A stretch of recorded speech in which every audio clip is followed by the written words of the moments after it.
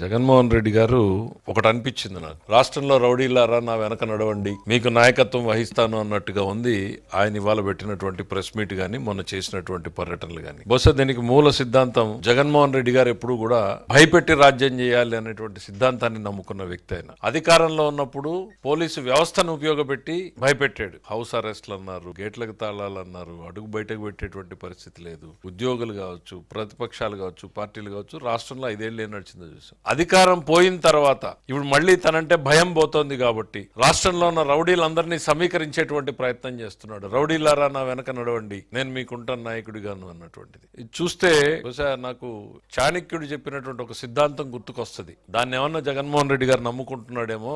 చిన్న డిఫరెన్స్ అది. ఆయన రాచరిక వ్యవస్థలో ఉన్నప్పుడు చెప్పాడు. ఒక రాజుని రాజ్యం నుంచి ఆక్రమించి తరిమేసినప్పుడు ఏ అడవుల్లోనో తలదాచుకున్నటువంటి రాజుకి చాణక్యుడు సలహా ఇస్తాడు. అడవిలో ఉన్నటువంటి దారిదోపిడి దొంగలందరినీ సమీకరించు, అదను చూసి కోట మీద తిరుగుబాటు చెయ్యి అని. అట్లా రాష్ట్రంలో ఉన్నటువంటి రౌడీల్ని, బ్లేడ్ బ్యాచ్ల్ని, గంజాయి బ్యాచ్ల్ని, బెట్టింగ్ బ్యాచ్ల్ని, అన్ని బ్యాచ్ల్ని సమీకరించేటువంటి ప్రయత్నం చేస్తున్నాడు జగన్మోహన్ రెడ్డి గారి ఈ పర్యటనల ద్వారా. ప్రజల కోసమో, ప్రజల సంక్షేమం కోసమో, ప్రజల బాగోగుల కోసమో, ప్రభుత్వం మీద ఒత్తిడి తెచ్చే దానికోసమో కాదు. ఈ అరాచకాన్ని, అరాచక వాదుల్ని వెంట పెట్టుకుని మళ్లీ తనంటే ఒక భయాన్ని సృష్టించాలి అనేటువంటి ఆయన నమ్ముకున్న రాజ్యాంగమే అది. వాళ్ళ తాత రాజ్యాంగాన్ని నమ్ముకున్నాడు కాబట్టి నిన్న వాళ్ళు ఓపెన్ గా పెట్టుకున్నారు కదా, ఫ్లెక్సీల్లో పెట్టుకున్నారు కదా, మా రాజారెడ్డి రాజ్యాంగం అని. మీకు భారత్ ఇండియన్ డెమోక్రసీ మీద, భారత రాజ్యాంగం మీద నమ్మకం లేదు మీకు. మీరు రాజారెడ్డి రాజ్యాంగం అని డైరెక్ట్ గా ఫ్లెక్సీలు పెట్టుకుని తిరిగారు. వీఆర్ డిక్లేరింగ్ ది వార్ అన్నారు. ఏంటి రప్ప రప్ప నరుకుతామా?